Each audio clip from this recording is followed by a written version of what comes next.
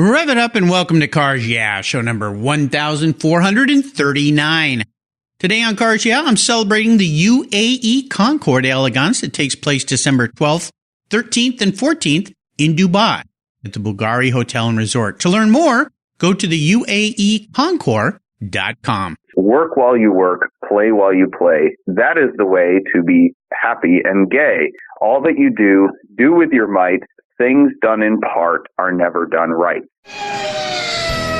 This is Cars Yeah, where you'll enjoy interviews with inspiring automotive enthusiasts. Mark Green is here to provide you with a fuel injection of automotive inspiration. So get in, sit down, buckle up, and get ready for a wild ride here on Cars Yeah.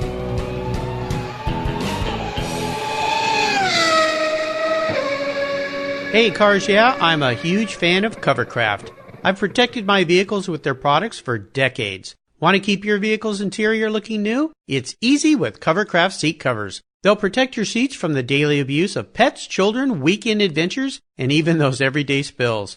It's a fast, easy, and inexpensive way to keep your vehicle looking new. All Covercraft seat covers are easy on, easy off design that are machine washable. You can choose from many fabric options, colors, and accessories, all designed and carefully sewn for your special vehicles. Their seat gloves are semi-custom fit for cars and trucks, and their seat savers, a favorite of mine, are custom tailored to fit your seats like a glove. Work truck seat covers are tough, durable, denim weight fabric. It's like putting a pair of rugged jeans on your truck's seats. Want to stay warm? Covercraft also offers seat heaters. Covercraft is the right choice. Learn more today at covercraft.com and tell them Mark at Cars Yeah sent you. That's covercraft.com. My favorite collector car magazine is Keith Martin's Sports Car Market. I've been a subscriber for decades. Sports Car Market is the Wall Street Journal for the enthusiast and the collector. It's your monthly must-read whether you dream of owning a collector car, have 2 cars, or 200. Sports Car Market has been around for 31 years, and it's filled with valuable articles, intelligent write-ups, and the latest auction sales. Go to sportscarmarket.com and subscribe today. Plus, you'll get the exclusive SCM guide to restoration shops included for free. At checkout, use the code CARSYEAH and receive a 50% discount on your digital subscription. It's an exclusive offer from me here at Cars Yeah. I'm Mark Green, and I love Sports Car Market magazine. Hello, automotive enthusiasts. I'm revved up, and we are revved up, ready to go, and very excited to introduce today's very special guest, calling in from Twinsburg, Ohio, Doug Tabbutt.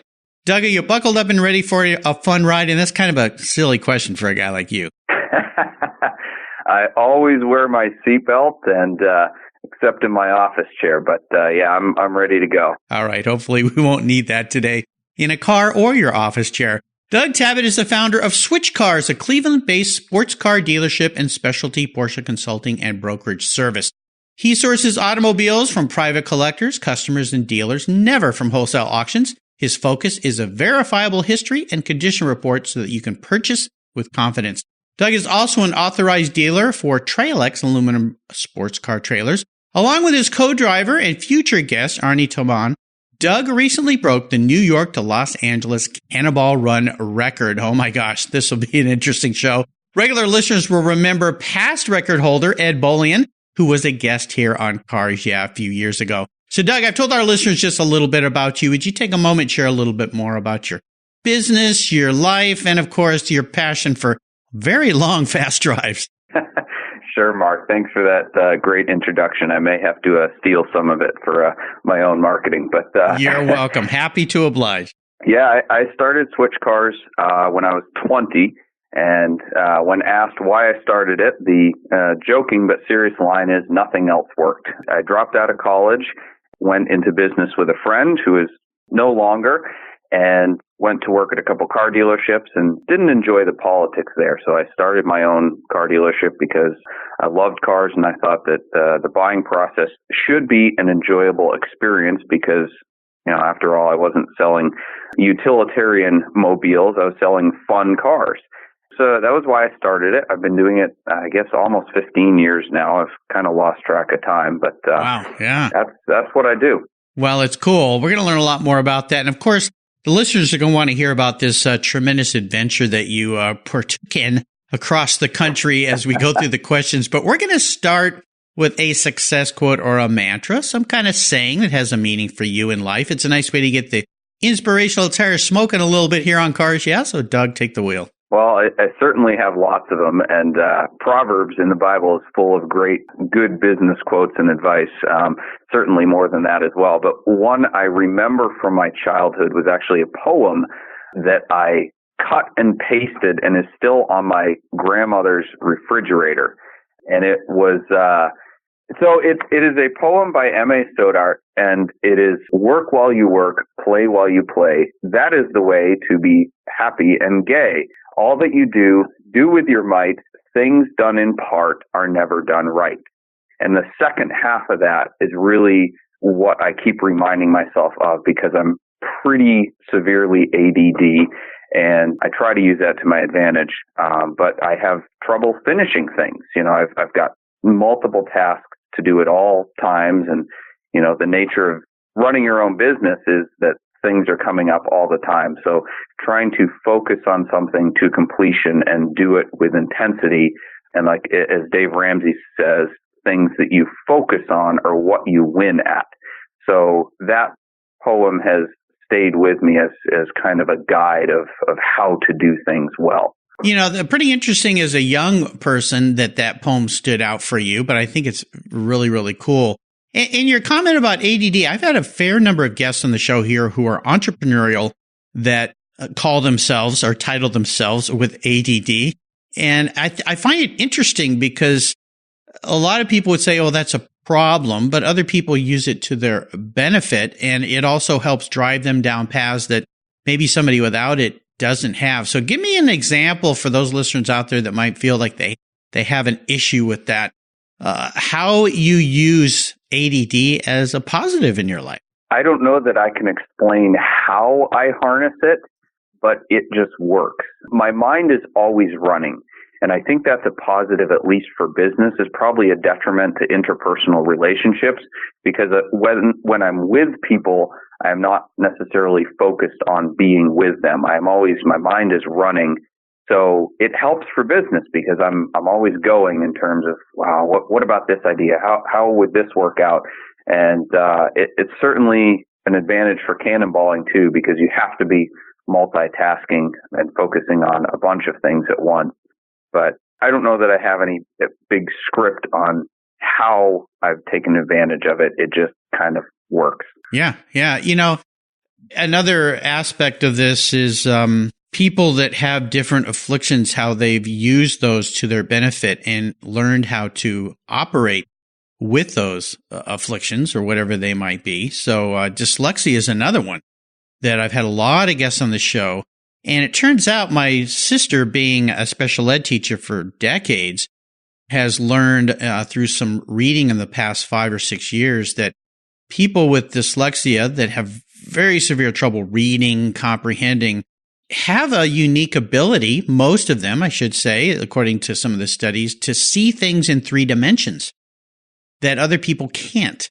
And so a lot of the folks that have been on the show who say they have dyslexia have become designers because they can see in 3 dimension, whereas a lot of people just see flat. You think about somebody drawing a picture of a car, people that can draw in a 3-dimensional way versus, I'll pick on Elon because everybody else is this week.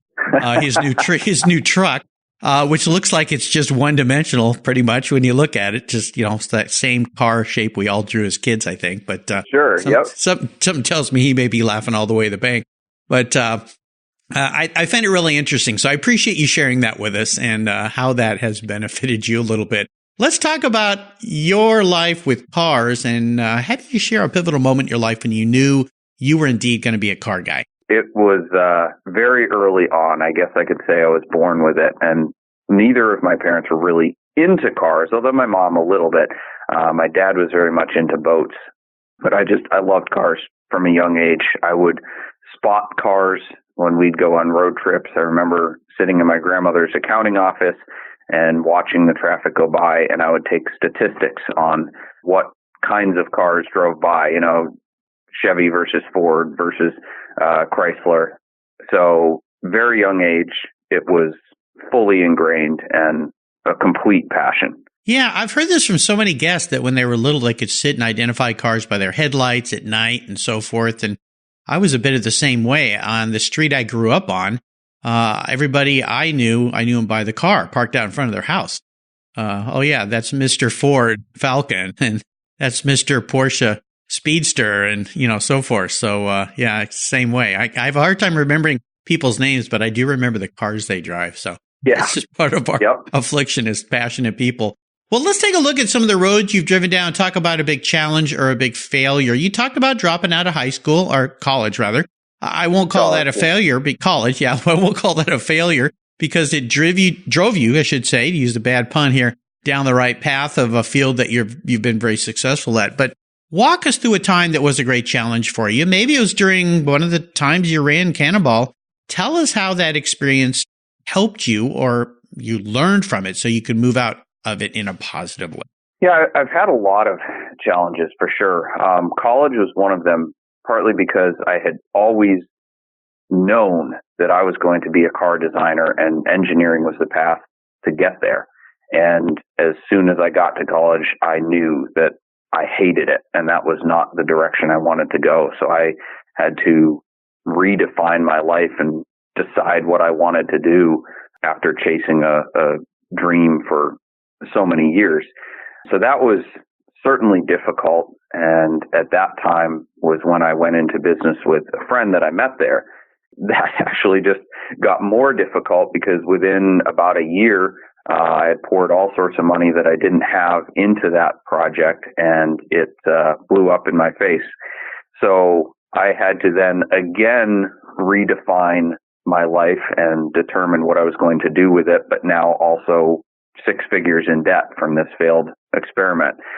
So that was definitely a turning point in my life in a number of ways. And it wasn't the last one. I mean, life is difficult. Business is difficult. I've had marital strife and economic strife and all sorts of trials along the way. The statistics say that the average entrepreneur has 4 failed businesses before he has one that succeeds. I don't know if that's true, but I've certainly had difficult iterations along the way where I've been more or less successful and had to, I guess I've gone broke and then some twice in my life to actually figure out how to run business well and do it properly. And I think the second time I went broke was the best turning point because there was a combination of failures in my life that all added up to it was bad. I was in the hospital because I thought I was having a heart attack and it was just stress. But out of that, I was spiritually renewed in my relationship with God. I was renewed in my relationship with friends, and I learned how to run a business well because I started applying the principles, like I talked about earlier, from Proverbs that I knew but hadn't really applied in my life, and decided that I wanted to run a business, I guess, to the glory of God, so to speak. And that was kind of the beginning of the good journey, the second chapter of my life and of business, where I can really kind of take stock of what I've done and take pride in it. That I know that I've done it well. Well, I appreciate you taking us to really several difficult times in your life. Let me ask you this. For people out there listening that might be going through the same thing, so many people come up against resistance and they quit. They just say, this is just too hard. I got to go back. I'll go work for someone else or it's easier and I don't have to deal with this anymore. But there's others that don't. And you're a great example of that. Just say, nope, I'm going to learn from this. I'm going to come back in a positive way, I guess is the way to say it. So what gave you, obviously a faith in God, gave you the ability to come back from that and believe in yourself, it sounds like. What is a piece of advice you might offer somebody listening that's going through one of these times right now and sitting there in the middle of the night going, I just can't do this anymore? Yeah, that's tough because sometimes it's true, right? Like I watch Shark Tank and a lot of people see roadblocks as hurdles when they're really roadblocks. And I'm screaming through the TV going, stop, you failed, admit that you failed, stop trying to see this as a hurdle on your way to success. So certainly some failures and some difficulties are signs that, hey, this is not for you. This is not a healthy business. You know, whatever. This is try something else. And it just takes discernment, I guess, to determine when something is a roadblock versus a hurdle. It takes good people around you who care about you enough to tell you the hard truth, but also people that are smart enough to realize that as well. You know, listening to others. I do the same thing with Shark Tank. You sit there and go, stop talking and listen to the advice you're getting right now. And I realize that show's edited for TV and there's a whole lot more behind it. And sometimes you're like, why would they do that? But yeah, sometimes you have to stop digging and crawl out of the hole when you can still get out of it, and go find another place to dig, to use an old saying. So yeah, the quick and dirty advice is have a good team of advisors around you that you trust. And I don't know how to tell anyone to get out of that same dark place I was in, but other than telling them to turn to the Lord. So yeah, exactly. Well, let's have a little bit of fun and talk about the first special vehicle in your life and maybe share a memory you have about that ride. So the first one I owned was very special to me. It was a Ford Taurus SHO, super high output.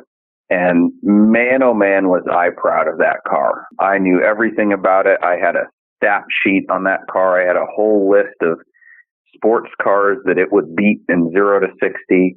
I challenged all my friends at high school with their Civics to street race. I mean, I thought that was the greatest car ever made. And then Conan O'Brien said that he had one, and I found that out, and it was over. Everybody was sick of hearing me talk about that car. That's funny. There was a pretty unique car. I mean, you think about it. You think about the Ford Taurus and, you know, kind of a family sedan and so forth, and all of a sudden they come out with this HSO version. It's like, what? So, yeah. Is that your seller's remorse story? Are you sorry you let that go? Or is there another car that maybe you were really done with it? Every now and then I see a clean SHO for sale, and I'm like, yeah, I'd love to have one back. And, you know, my wife completely disdains it. And I think that is just best left as a nostalgic memory. Probably the most seller's remorse, or the car I would most like to have back, was a Crown Victoria Police Interceptor that I had in college. Technically, it was my parents, but I made all sorts of trouble in that car because it was a cop lookalike car, and they gave it away to some missionaries, and it's, I don't know, in a junkyard somewhere. But it'd be cool to have that one back for the memories. I certainly couldn't engage in the same sort of shenanigans with it now because it'd just be an old Crown Vic, but I would like to have it back. Yeah, let me correct myself. I think I said SHO on that Ford Taurus, but you know, the Police Interceptor, I have a cousin that used to loan me his when I'd go down to Car Week. He'd leave it at the airport in San Jose, and I'd drive it down to Pebble Beach. And I tell you, the fun thing about that car is you just pull in the left lane and everybody pulls over and lets you drive by. It's hilarious. That is true. It's like, oh gosh, undercover cop, get out of the way. So yeah, I felt like the Blues Brothers cruising down the roadway down 101 to get to Car Week. Very cool. Well, I would love for you to talk a little bit more about your business and let our listeners know more about Switchcars. And then, of course, we've got to talk a little bit here about your record-setting Cannonball Run. So take it away. Sure. So Switchcars has had many iterations along the way. As they say, adapt or die. So that's what I've done. I used to, when I first started, I made quite a bit of money off of ordering or pre-ordering allocations for limited production cars and flipping those allocations. I got away from that, and it's certainly much more difficult to do now. And I simply buy and sell cars. Lately, I've had a lot more demand for consulting services, and specifically in the Porsche GT realm. I have the most comprehensive database of Porsche GT cars in North America, and I've sold so many of them that I think I know them better than just about anyone else in the country. And so I have a lot of people ask me for help, either locating one of those or consulting in their search. So I developed basically a program for that, where people will hire me on retainer for my opinion and advice and for help in seeking out a GT3 or RS Porsche.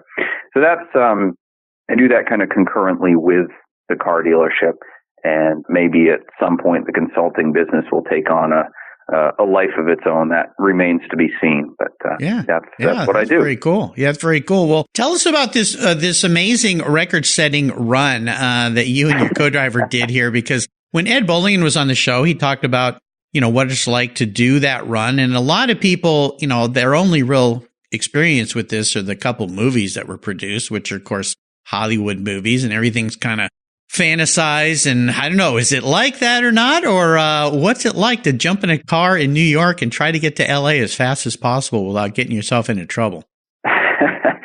It is nerve-wracking and peaceful at the same time. The preparation and the anticipation are probably the most difficult part of it, because you're wrestling with the questions of why. Why am I doing this? Is this worth the risk? Is this completely crazy? To which the answer is yes, but it's really a matter of, am I crazy enough to do this anyway? And, sitting there getting ready to go is the hardest thing, because you're looking at all the miles ahead of you and not even really able to grasp it. You kind of are taking it in the moment. But then once you get out on the road, you just get in a groove and you go, okay, this is what we're doing. We're just driving. And you just do that hour after hour. But it certainly takes an intense focus on the task at hand. But at the same time, the task at hand is a myriad of individual tasks which play well into my ADD, because you have to be judging upcoming risks and anticipating what other drivers might do.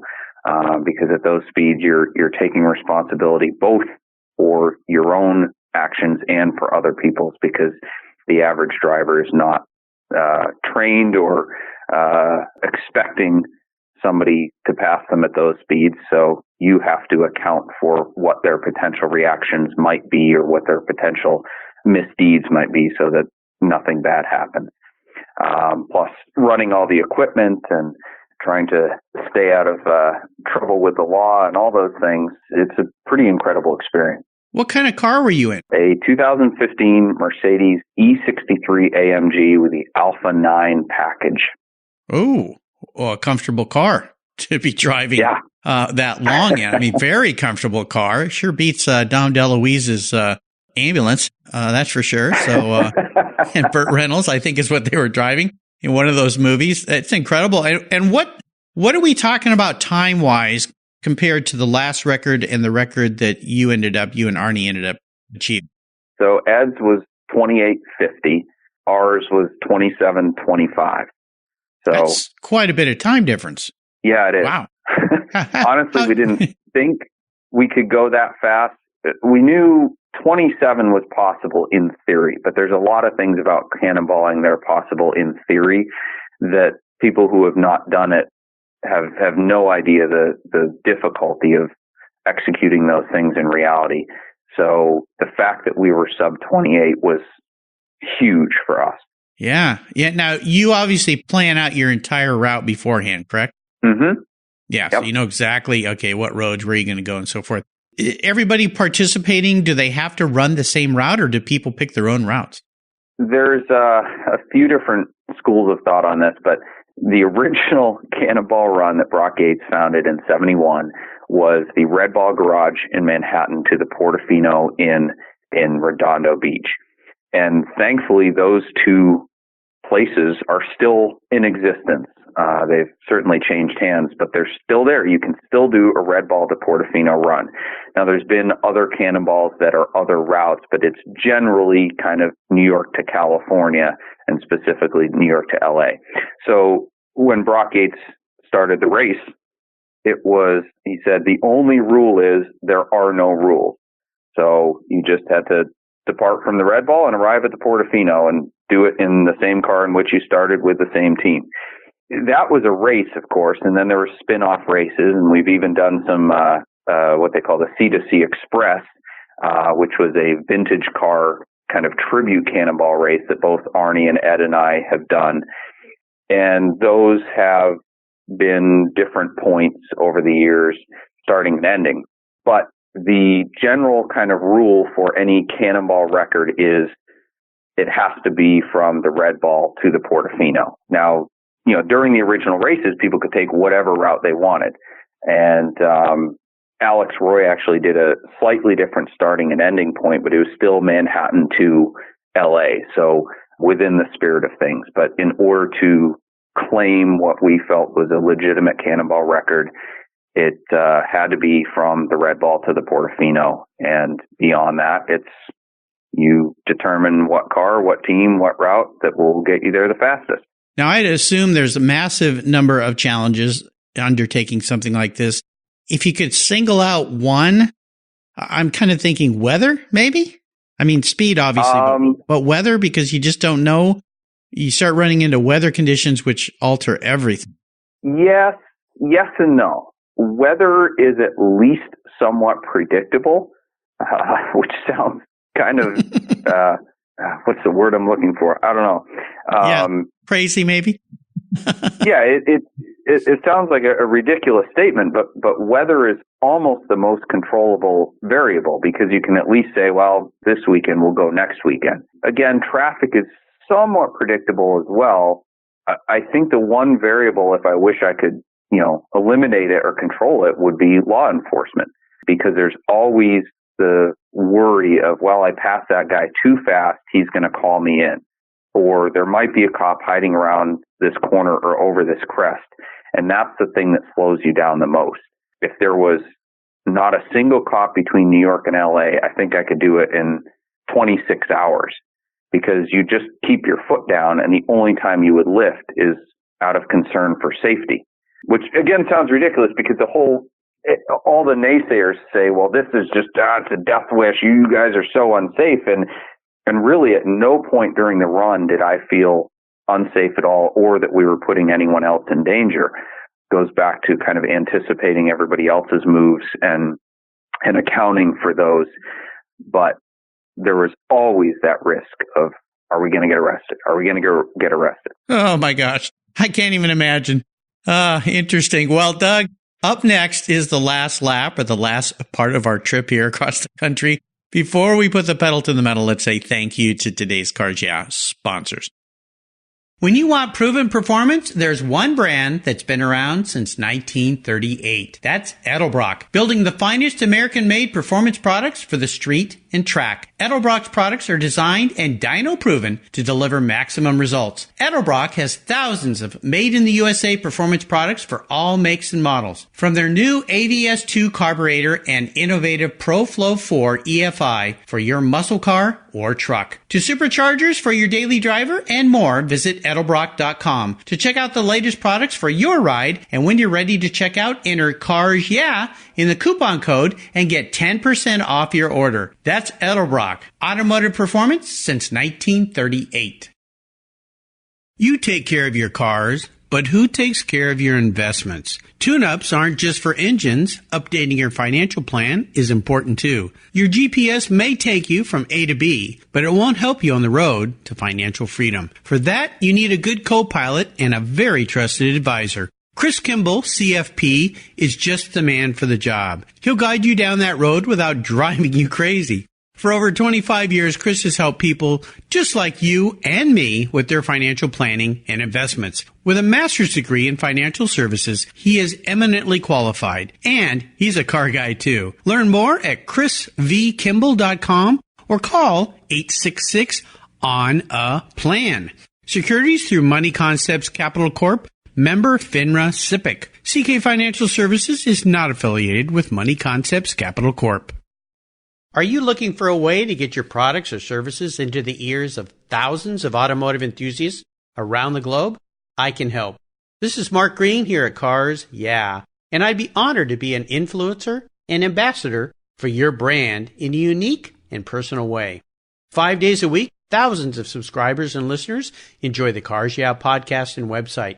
Contact me today and I'll show you how at mark@carsyeah.com or connect with me through the Cars Yeah website at carsyeah.com.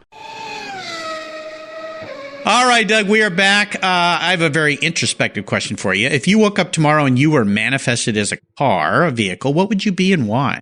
Oh, goodness gracious. I think I was asked this question like 10 years ago for a local business magazine. And at the time, I said a yellow Ferrari. Okay. And I think that's still probably true because I'm high maintenance. My wife will attest to that.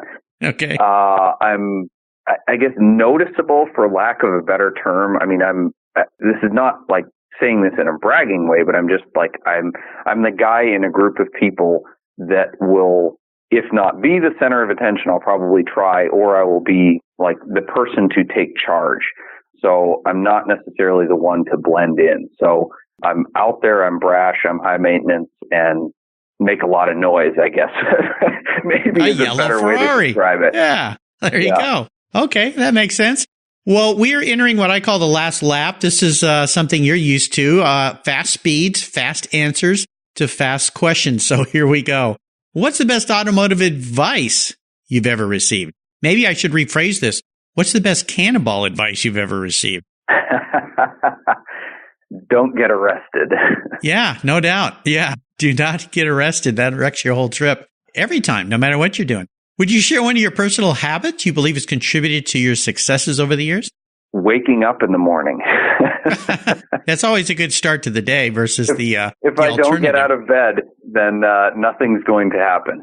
Yeah, absolutely. How about a resource? Is there one in particular you'd like to share that you found useful? Apart from the Bible, the best resources I have are human resources. People around me. I'm surrounded with great friends, people smarter than I am. So definitely it would be people, even if they don't work for me. I'm very blessed in that respect. There you go. Yeah. Mom was always right. Surround yourself with great people. If you could, or if I could wave a magic wand and arrange for you to sit down and have a drink or a meal with anyone in the automotive industry, living or deceased, who would it be? Having recently watched Ford versus Ferrari, I think the quick answer to that is Lee Iacocca. That probably wasn't what you're expecting given the setup. No, I thought you'd say Carroll, which is what most people answer to that question here, unless it's Henry Ford. But Lee Iacocca, why Lee? He was a trendsetter. He was different. He didn't care what people thought, and he made waves in the car industry. It would be really interesting to pick his brain. No doubt. Now, how about a book? Is there a book you've read that you think our listeners would enjoy? The Art of Racing in the Rain. Yeah, I have not seen the movie yet. The book you got to go see it. Amazing. Oh, yeah. But everybody has to read the book before they go see the movie. And I recently gave it to my friend. Yeah. I said, I'll give you $100, but you have to give me back $20 for every time you cry reading this book. Yeah, pretty sure I'm going to make money off that deal. Yeah, it's a tough one. Yeah, Garth Stein's been a guest here on the show. He lives up here in the Pacific Northwest, north of me. Mm-hmm. He lives up in Seattle. Yeah, the book's so much better than the movie, but I liked the movie. I thought it was good, but they just couldn't cover everything. I kept saying, well, what about? Right. What about? So, but yeah, it's hard to get through the movie if without a tear in your eye. If you do, you got something wrong with you. Right. You got to readjust your thoughts or something. But yeah, The Art of Racing in the Rain by Garth Stein, great book. And with the holidays here, great book to give somebody as a holiday gift as well. All right, Doug, we're up to the checkered flag, and this last question can be a bit of a doozy. Today, I'm going to buy you any cool collector car, custom car, whatever you want, something special for your garage. But there are rules to my game since I'm going to be writing the check. One is you can't sell it to buy a bunch of other toys with. That little trick's off the table. You have to drive it. Maybe coast to coast might be a good idea. You don't have to, though. And, of course, it's the only collector car you can have, which makes the decision process very, very important. So what can I buy you today? Easy. McLaren F1. You know, I was just reading about that car in the new Sports Car Market magazine, Keith Martin's magazine. And, yeah, a little story about the one that sold for, I think it was it like 17 million or something like that? It was a huge amount of money. Yeah. And they attribute, or they were calling that the new Ferrari GTO with the way those car values are going. So, yeah, the McLaren F1, oh, that would be a nice car, wouldn't it? I'll tell you something kind of fun I saw at Pebble Beach one year. I was there with my son, and in front of the lodge, this guy pulled up in a silver McLaren F1 with Colorado plates, and he had just driven it from Colorado to Pebble Beach Car Week. Car was covered with bugs. I just about got down on my knees and praised him, saying, I'm not worthy. Oh my gosh. My son got to climb into that center seat and sit there and imagine what it was like to drive that car. Very nice. What color would you like yours to be? I wouldn't discriminate. Okay. Well, I thanks. like burgundy cars, so if I had a choice, I'd take one in burgundy. I guess Rowan Atkinson's one was burgundy, but that one got silver crashed. You don't want beige that one. interior is. Oh, I wouldn't care. When you can't sell a car, it doesn't matter. I wouldn't care. But if I have my pick, maybe burgundy or the LM version in papaya orange. But I wouldn't discriminate. Beggars can't be choosers. Well, I'm going to call Ralph, Ralphie Lauren. I bought enough shirts with a little funky polo pony on them to maybe pay for one little tiny piece of that car and get his F1, that beautiful one that he has in his collection. That might be a good one to park in your garage. But you've picked a nice car. He has two, right? Oh, I'm sure he has a whole bunch. I mean, he has whatever he wants, right? I mean, he's got one of the best car collections on the planet. So it's not massive in number, but it sure has, well, by most standards it is, but it sure has the best of the best. So he's got exquisite taste, no doubt. All right, my friend Doug, you've taken us on a very fast, fun ride across the country here. Whew, I'm a little worn out. Thank you. Time to get out of the car and use the bathroom maybe here. I didn't ask. Well, I was going to ask you. I didn't ask you that question, but now that I brought it up, so if you got to go to the bathroom and you're on the Cannonball, you only go at gas stops, right? No matter what, is that the rule? Well, we have devices to use in between gas stops, but part of cannonballing is kind of, at least for me, is moderating my intake such that I don't have to go until the gas stop. So I'll sip a little bit of water. I'll eat something salty, take vitamins, whatever. And it's just very rationed intake. So the whole drive, I ate like one granola bar and an apple and like a few nuts. Wow. That's discipline. Holy cow. Well, could you offer us one little parting piece of wisdom or guidance before you race off across the country in that McLaren F1? Yeah, do as I say, not as I do. Don't ever get into the exotic car business. It's crazy. And don't ever do a cannonball because it's crazy. But the people who want to do those things and are determined are going to anyway. But absolutely. What's the best way for our listeners to learn more about you and Switchcars and the Cannonball Run? Sure. My business is, of course, switchcars.com. My Instagram is Switchcars. Those are the best two ways to check out what I'm up to. And by the time this airs, there will be some articles released about the Cannonball and a video on VinWiki of Arne and Berkeley and I talking about the run itself. There you go. I'll make sure I put links to those as soon as I get them on Doug's show notes page. You can go and check that out. Doug, thanks for calling in today. Thanks for being so generous with your time and expertise. You listeners, later on, I'll have his co-driver here, Arne, on the show. We were going to have him on the show today, but he woke up a little ill, unfortunately, this morning, so we're going to reschedule. But he'll be on sometime in December, and we'll learn about the other side of this run that these guys took. Oh, my gosh, absolutely incredible. Until you and I talk again, my friend, I'll see you driving by me down the road someday. Thank you, Mark. I appreciate it. You're welcome. Hey, Mark Green here from Cars Yeah. Did you know you can now see me on the Cars Yeah TV show? It's a weekly visit to some of my past Cars Yeah podcast guests, and I take you along for the ride. You go behind the garage door and into their lives, their businesses, and you get to see what makes them successful. With tens of millions of viewers, Cars Yeah TV is making its mark. Cars Yeah TV is available on MAV TV and Lucas Oil Racing TV. You'll find MAV TV on Direct TV, Fubo TV, Fios by Verizon, or you can stream it through Lucas Oil Racing Television online. And they said I only had a face for podcasting. Thank you so much for joining us on today's ride here at Cars Yeah. Drive on over to carsyeah.com to find show notes and inspiring automotive fun. Download your free copy of Filler Up a fun book filled with gorgeous photographs of fuel filler fun, including quotes from more inspiring automotive enthusiasts. Download your copy today, and we'll see you next time on Cars Yeah!